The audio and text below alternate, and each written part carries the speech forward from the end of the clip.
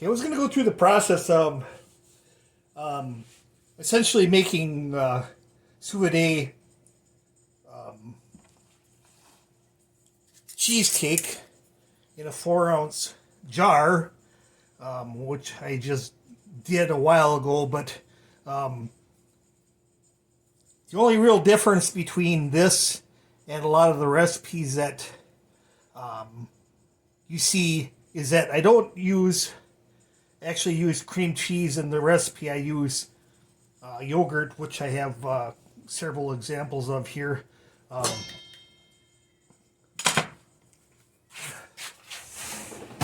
Which will essentially work about the same for making cheesecake in the Sous Vide or regular. So, but what's nice about this is I get this little teeny jar, with a small portion of cheesecake in it, and then I can put whatever topping I want onto it. I have cherry filling and some rhubarb compote in the refrigerator that I've been using to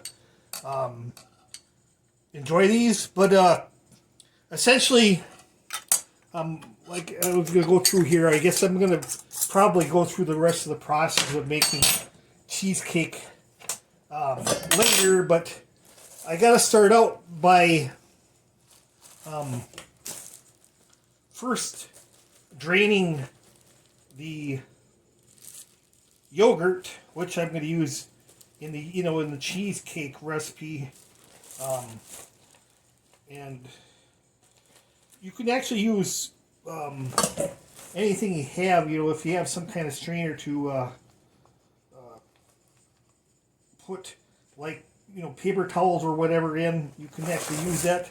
But I'm having a problem trying to separate this, and so I should probably have done this sooner. But what I have are actually what I got is these are actually just for large commercial coffee makers, which aren't probably used that much anymore. But it's basically just a big coffee filter, and then I can fit it inside of this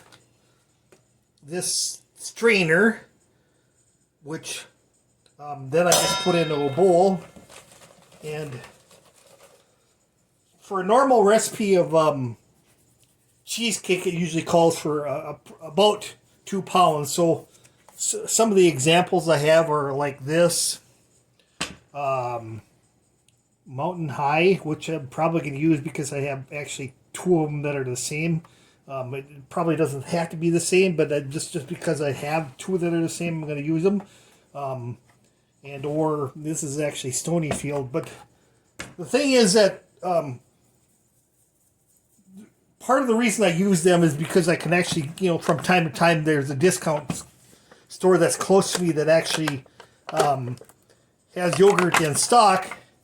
And in some cases, when the yogurt tends to go, get older, what happens is it naturally starts to separate, so you can actually possibly see the liquid in there, or that's some of the whey. It's basically called whey, which is filtered off from the yogurt. And because it is actually, there's so much water or liquid separated from it, it's on the side, so it basically just makes it real easy to pour it out. There's just a little bit of yogurt that's left in the bottom, but what I'm going to do is I'm going to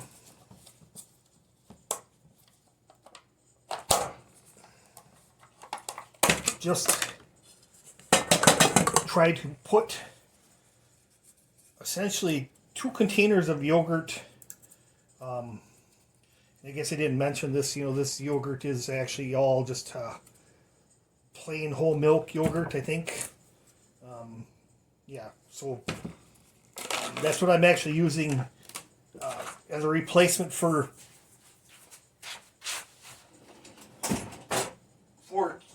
cream cheese is yogurt. And the only thing I have to do is give it some time to actually drain. So, like I say, you can actually use anything you have, that can actually strain this yogurt out. But this one actually seems to be sticking a little bit more in the container, so.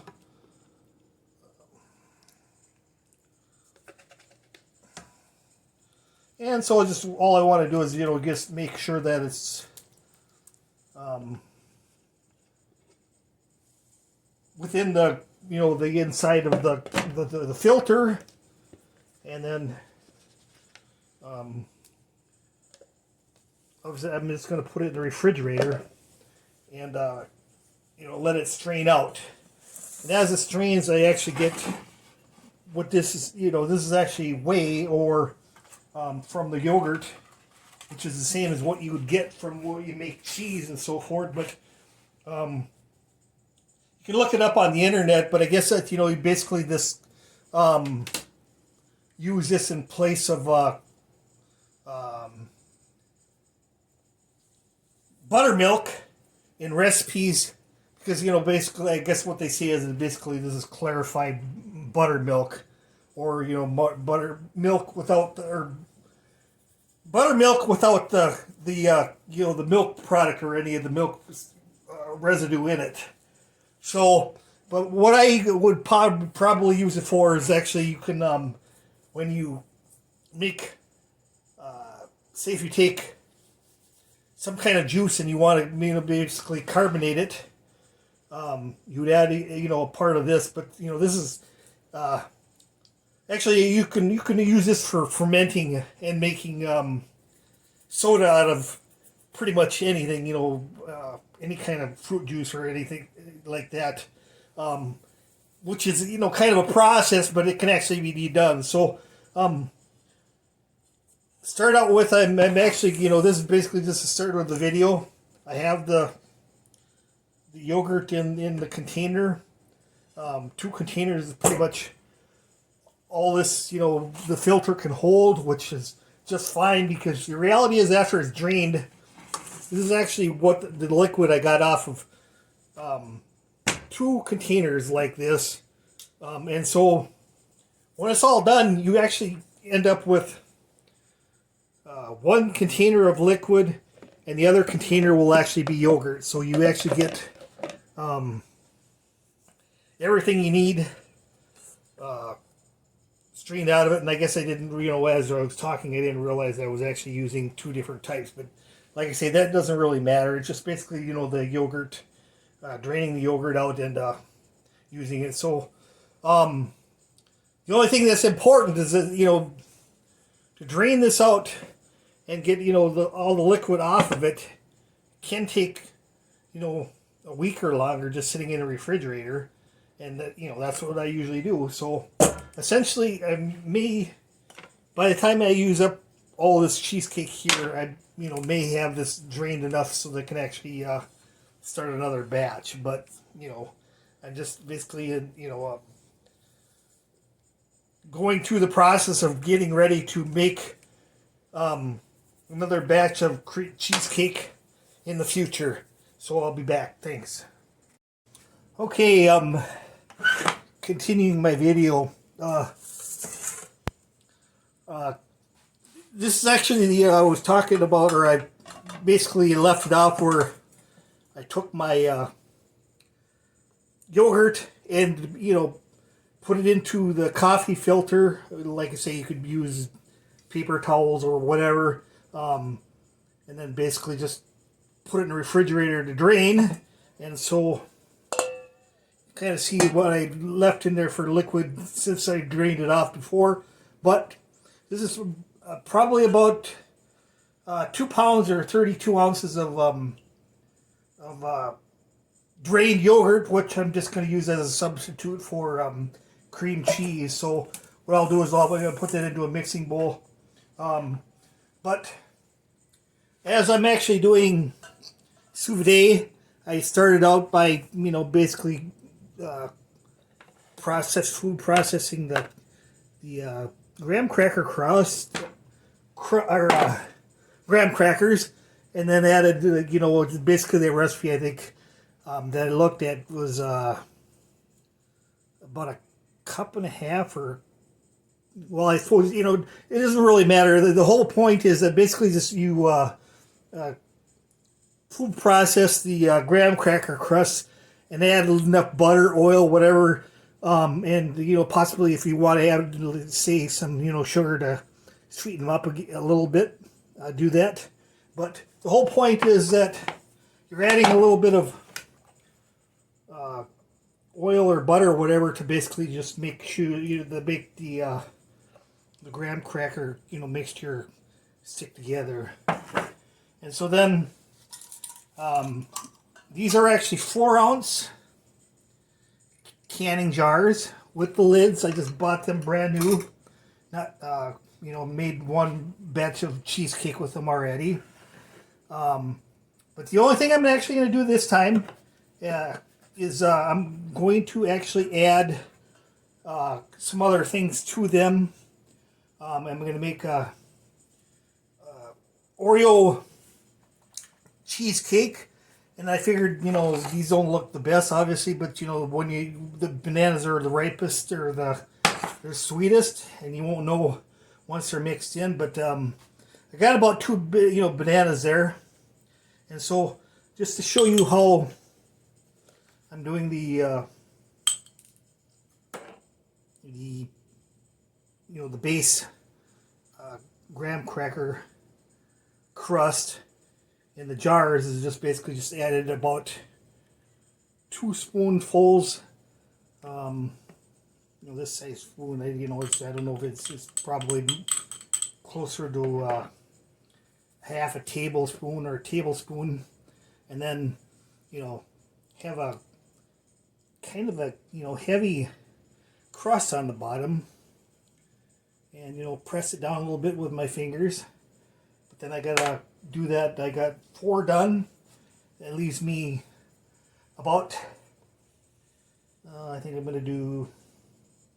I'll just do try 3 Oreo. So what I'm gonna do is I'll food process the Oreo cookies and then press them in the bottom instead of the graham cracker crust. Then all I'll do is basically leave some of the base cheesecake batter, and then just throw a few Oreo cookies into it, and then just put it into the jar. So with this batch, I'm actually going to make. Last time I ended up with 13 jars with one that was actually an 8-ounce jar rather than a 4-ounce jar. But if I can't use it up with what I have for jars, I can just reserve it or eat it the way it is. So I'm gonna just basically finish off getting the jars ready with the crust in them, including the processing the Oreo cookie crust, and then once I'm done with that, I'll be back. Okay, on to making the cheesecake batter, or whatever you want to call it. So what I have is you probably already know because we're going to go through it. The yogurt, which you can see basically it really doesn't stick to anything after it's drained for a bit, probably even before it's drained. So that was 2 containers of yogurt, which I think are 2-pound containers. Once it's drained, once all the liquid is drained off, you could have 2 pounds of drained yogurt. So rather than using Philadelphia cream cheese, I'm using 2 pounds of drained yogurt, which is obviously a perfectly fine replacement. To that, I'm going to add 1 cup of sugar, and then I think the recipe calls for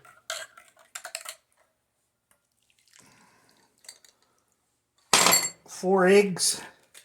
So my replacement is just basically, rather than having eggs in the freezer, I essentially am using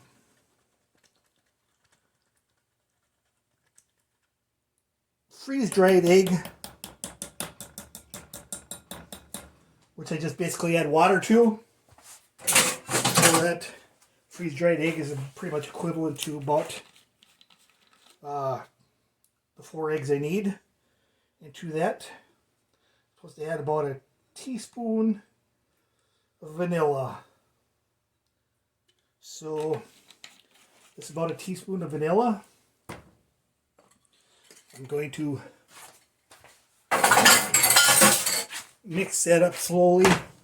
The only thing I forgot to mention is obviously you can see the big, the cream cheese or the yogurt or whatever. I just let it warm, sit out for a while after being in the refrigerator for, could have been over a week. I can't remember how long it's been. But anyway, you just basically want to get it warmed up to room temperature.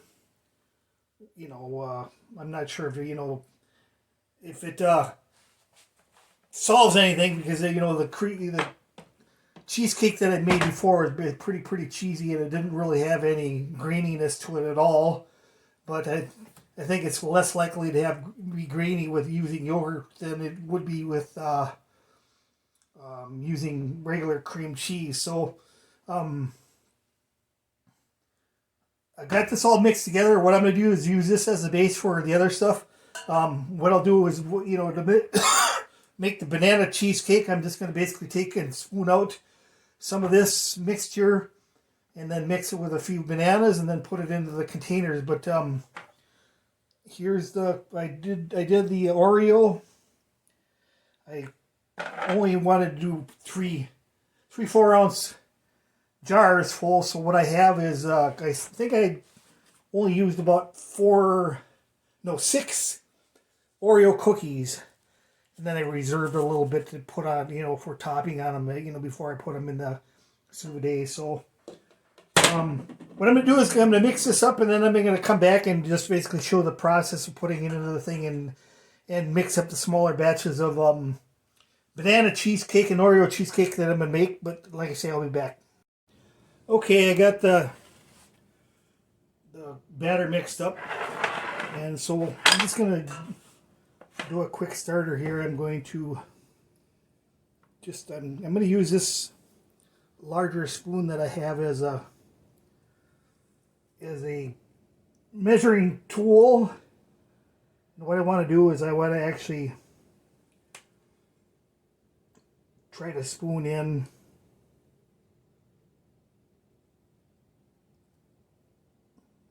enough of the batter into the container to be slightly above the ring here. And then, as it cooks, some of the cream cheese is actually going to go into the graham cracker crust. So it's actually ready to put the lid on. And then I'll just stack them along the side. Like I say, I guess what I made, nice advantage of us doing it this way is that I can try some different things because they're just individual servings. And so, say if you have kids in the family, or it doesn't really matter, kids or people that in the family that don't, like Oreo cookies, don't like bananas, maybe like raspberries. You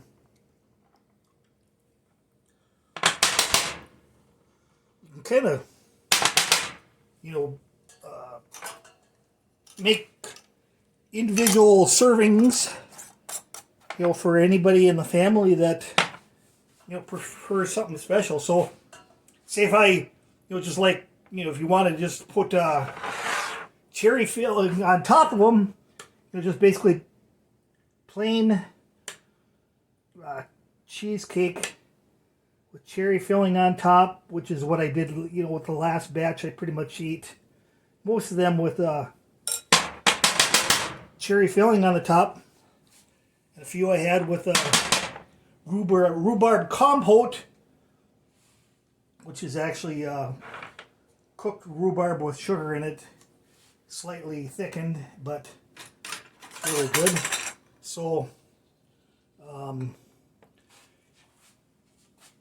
like I say, you can do what you want with them. And so, in order to make the banana stuff, I'm possibly going to just take about a little bit less than, say, 6 spoons of this, and then I'll add a small amount, or maybe 1 to 1.5 bananas to it, mix it up, and then put it into the containers.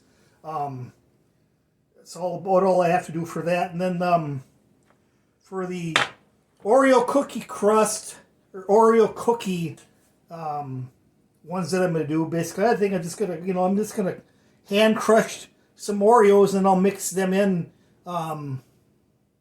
into the batter, and then put it into the thing. Otherwise, what I can do is I can put the batter in, and I can just sprinkle on a bit of Oreo cookie,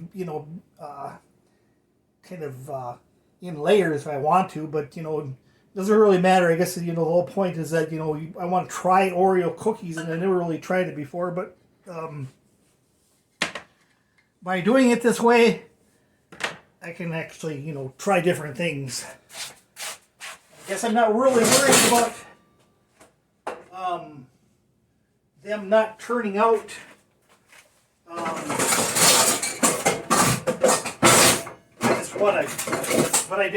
I just want to try and see what Oreo cookie cheesecake actually tastes like, because I've never had it before. But like I say, none of this is really rocket science. Just got to mix them up and then basically put them into the Sous Vide. I got a bigger bucket that I actually use, so I'll just go through that process later. But anyway, I'm going to finish up filling these. I think I'm going to make 3 banana cheesecake, 3 Oreo cheesecake, so that'll leave me with 7 plain cheesecake, and then 6 Oreo and banana cheesecakes when they come out of the Sous Vide, so I'll be back. Okay, I'm working on the final 6.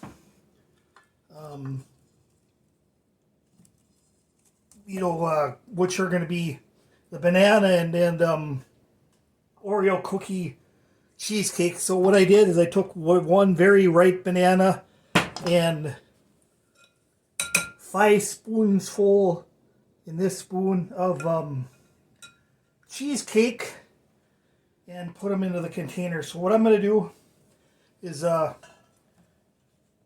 put them into the cheesecake container, and then I also hand crushed some Oreo cookies. I think I have 5 there.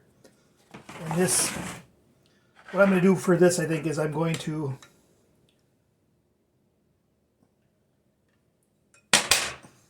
make it real simple. Nothing complicated. I'm just going to put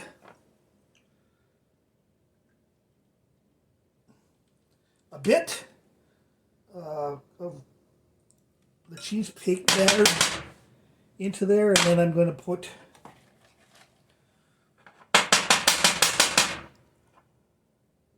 some of the cheesecake. So what I'm going to do, what I planned on doing with these is actually putting some of the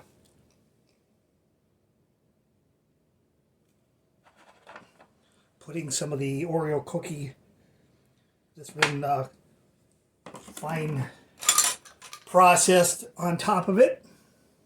So all I did is I think I put about, maybe you can see the the Oreo cookies in there. I didn't really mix obviously anything up. Just put them in there and then put another bit of batter in, so I'm going to do that 2 more times here. And then I'm going to do the banana cheesecake. All I'm going to do is basically, spoon it into there, and if I have whatever's left over, I'll have to just deal with later. But essentially, I got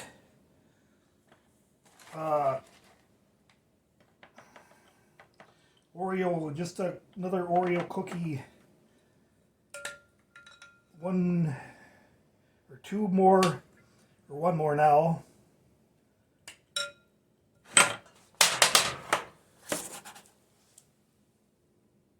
To make, and I got the banana to do, and then I'm going to show you how I prep up the Sous Vide for cooking these. So you can see it isn't a lot, basically everything, like I said, but gave it about 2 handfuls of Oreo cookies in there, and then some of the cheesecake batter. So after I get done with it, it looks like I might have a bit of cheesecake to use up, but no more jars, which I could probably, if I ordered some more, I could probably just use up the batter, or go through all the batter, because I have room for it in the Sous Vide, but as it is, I don't have enough room for them, and so I'm just gonna go as is. So, and when I finish this, I'll be back. Okay, rather than let this whole process go through this whole process of putting everything in Sous Vide and not using up all the cream cheese or the cheesecake batter to make cheesecake, I just decided I'm going to try and do something that I did before. This is actually a baby food jar, beech nut. Yeah, obviously I don't know that they, I don't have any babies, or don't know that if they still make these anymore. But this is also 4 ounces. It has a cover, but what I found is that, even with the cover on, obviously after, it's originally removed, these lids aren't really good at sealing more than once. So if there isn't, some care taken, basically the water is going to leak into the jars when you're doing this. The other thing I'm might try here, if I can figure out if it'll actually work, is this is actually just a yogurt cup. You can buy them, you can get covers for them, but I haven't ever bothered to get covers for them. So I'm gonna experiment with these two. But what I actually do is I'm gonna take the cheesecake batter, do the same process. I'm gonna put it into both of these jars. And then what I do is I actually take the jars and put them into Ziploc bags to make sure that, no water leaks into the jars. And then I can actually, hang that from the side of the Sous Vide bucket. And they'll still cook like everything else, just that, just a different kind of container. And obviously these don't have any cover. So I'll be back basically, to show you after get everything done and getting ready to load it in the Sous Vide. All right, I got finished putting all the cheesecake batter into the container. So I decided one of these is actually plain cheesecake. The other one is banana. And the plain one in the baby food jar. As I've never done yogurt cups before, I'm going to take and just wrap them up with saran wrap to cover them.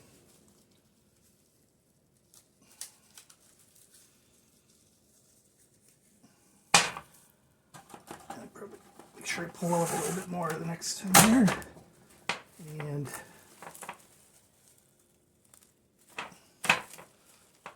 all I'm trying to do is the only thing this is going to accomplish is maybe keep things from falling into it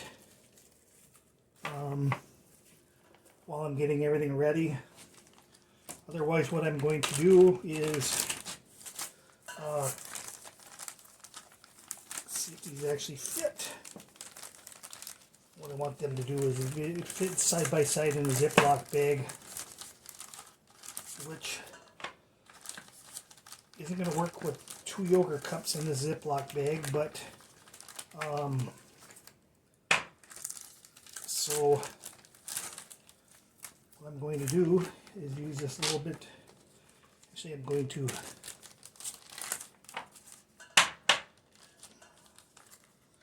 just do one.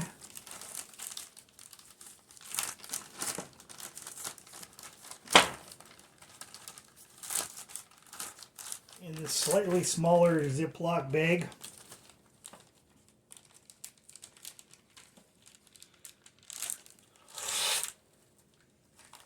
And all I'm going to do is try to, I haven't done it perfectly yet, but what you can do,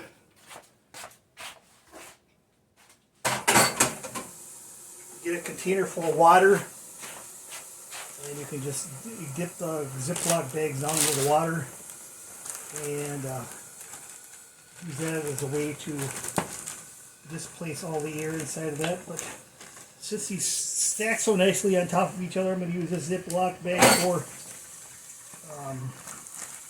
that one.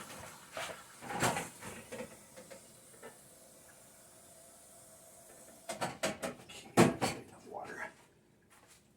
So what I can do is to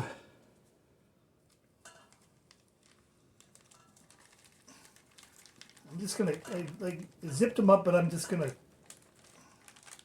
try to crack the corner a little bit. And I'm going to put them down inside of the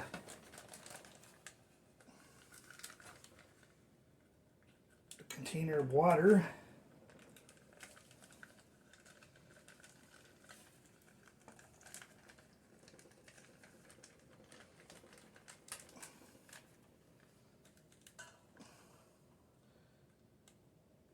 And as it's submerged down into the water, it should displace most of the air within inside the bag. And then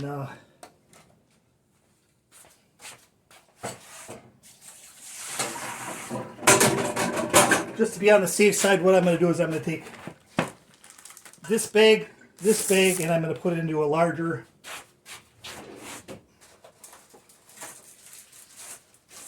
Ziploc bag like this, so that I can submerge everything and basically hang it off the side of the bucket that I'm using. So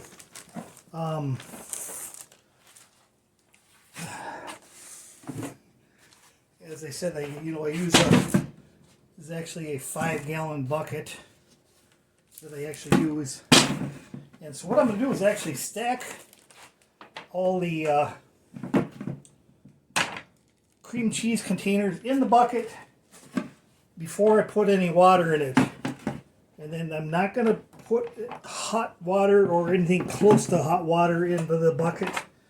And then just basically start the process of heating up the water with the Sous Vide or the heating unit that it has. So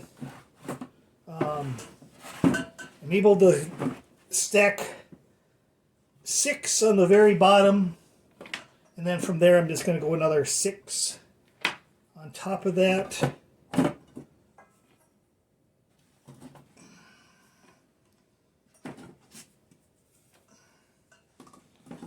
So I have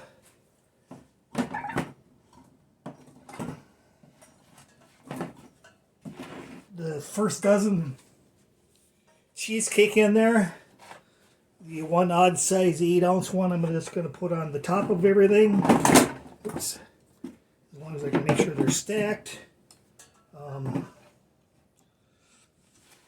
And then what I'll do once I get these two done and into the second bag, I'm going to hang it off the side. Then what I'll do is I'll put the hot water or the essentially maybe just warm water or cold water, doesn't matter. Just fill up the bucket and then just start the process of cooking these, because it's sous vide. It's actually going to cook at a lower temperature, and so I'll be doing it at about 185 degrees for about an hour and a half, I believe. And then once that's done, the cheesecake should be done. And I'll have all these nice individually packaged things of cheesecake I can eat as I want, and the nice thing is that they won't ever dry out. So I'll be back in a bit. Okay, I've kind of been doing some prep work here. What I have is the 5-gallon square bucket, which I put the jars into already. The water is just kind of tepid or maybe lukewarm. The whole point, you don't want to put the jars into hot water. You just you want to put them into something and then just basically heat them up so they don't crack during the cooking process. The bag of with the other 3 jars that I have, which are the yogurt jar and the yogurt jars and the baby food jar, I just put into the into separate Ziploc bags, small ones, and then into a bit larger Ziploc bag for both of them. And then in order to make sure that everything cooks, I have to put a little, quite a bit more water in here, and probably more another 1.5 gallons, and then I can start cooking it.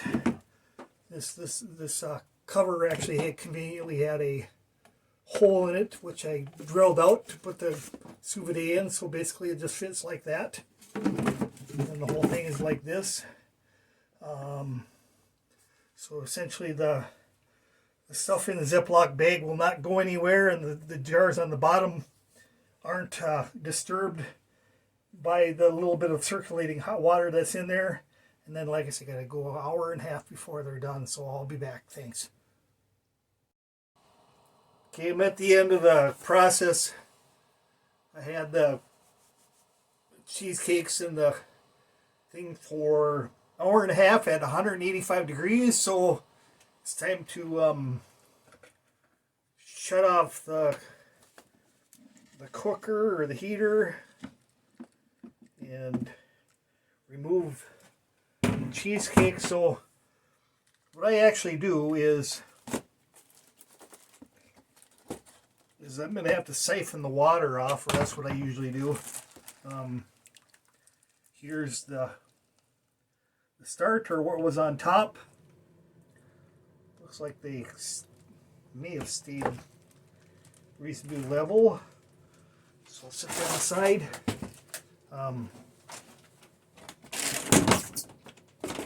What I do is I actually have several hoses like this, which I usually use for siphoning off wine, but I'm going to use them for this because they're handy, and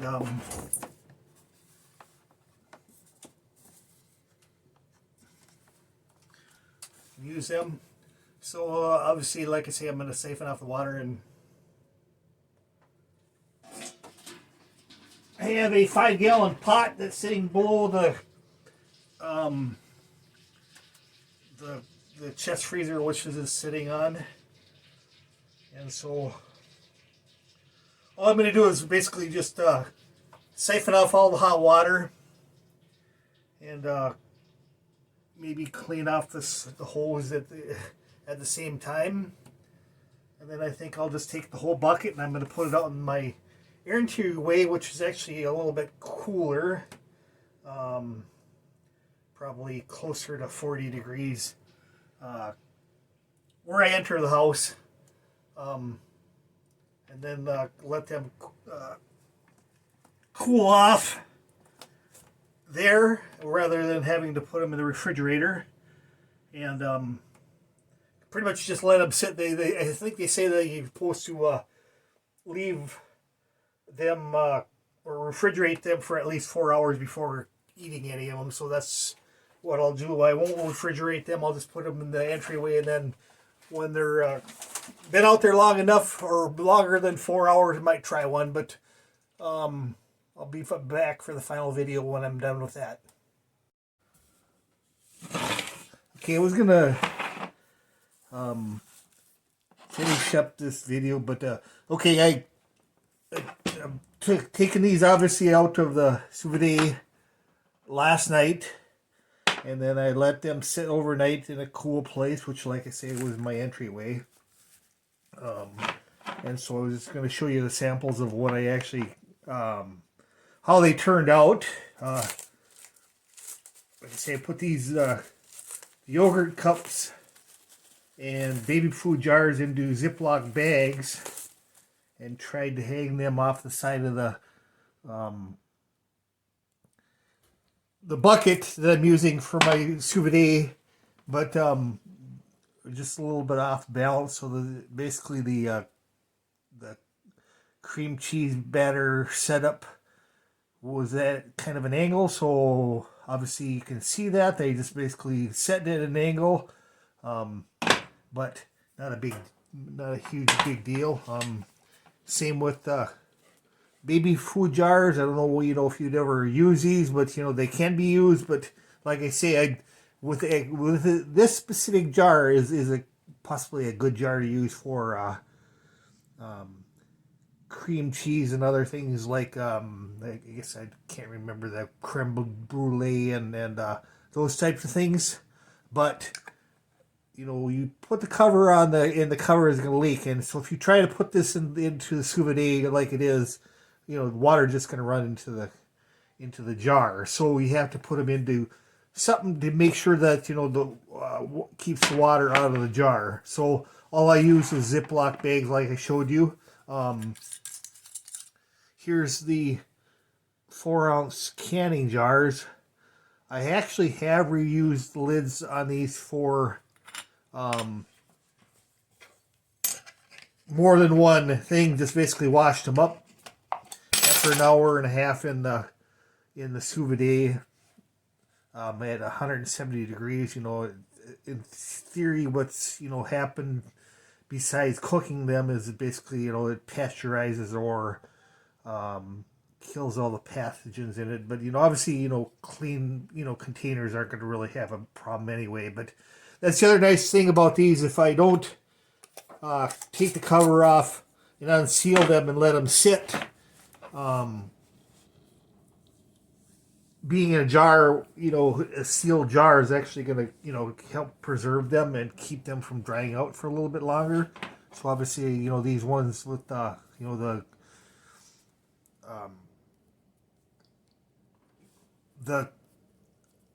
yogurt jars are gonna be the first ones I use up. I'm gonna use up the ones that actually didn't seal so well, but I only have a few of them. And this is actually the Oreo cookie crust one I had done, and so I think I'll just show you a sample of it because I want to try that. You can hear that kind of unseal snap. So take the cover off. This is what it looks like, and obviously the inside cream cheese looks very firm. It looks pretty good presentation wise. This is just so much easier, and when I want to, I can see if I have a plain one, I can add whatever kind of topping I want on. This is actually, I don't know, maybe it doesn't look so appetizing, but it's my homemade rhubarb Compote, which is actually just cooked rhubarb with sugar in it. It's cooked down, and then I basically canned it because it's good on ice cream. It's good. It's a good topping, but not maybe as popular as some other things that they steal in the store. But being from Minnesota, I think it's one of the more known toppings. And I guess there's even been like some of the original Dairy Queen actually served it since opening, and the customers complained when they tried to discontinue serving it because so many of them liked it. But anyway, basically all these jars were filled so that they weren't overfilled, so I could basically put the topping on it and then just basically eat it. And basically I can you don't do that. You don't need that to do that. You just put the topping on before you eat it. And like I say, the sealed jars are gonna possibly keep a little bit longer or better than the unsealed jars, because I don't know if you ever had cheesecake and baked it in a traditional pan and put it in the refrigerator. But if you don't eat it in a reasonable amount of time, it's just like the yogurt that I actually used. Basically it's going to continue to dry out and become more grainy as it sits. But so that's what we're the benefit of having them in the jars. Obviously, the jars are a sealed container. What's inside of them isn't going to dry out, or if it is, it isn't going to be possible that easily. It'll also keep the most common reason where you'd have to throw these out would probably not be pathogens, because there's so much sugar in them and other things, and sugar kind of keeps pathogens or things that bacteria that can hurt you from growing in them. They don't usually grow in sugary environments, but the one thing that will grow if they're exposed and there's enough moisture is obviously mold. So having a cover on them will keep them from drying out and basically going bad or getting moldy. And but because I guess according to what some people suggest, that you should probably have consumed or used them up within a week. I have had them on hand for more than a week, but like I say, because they're in the jars, I think they're pretty much a lot safer, and they're nothing breaking down in them after up to 2 weeks. But still, you should probably use them up within a reasonable amount of time. But that doesn't mean it has to be less than a week. So, but there you have it. Thanks for your time.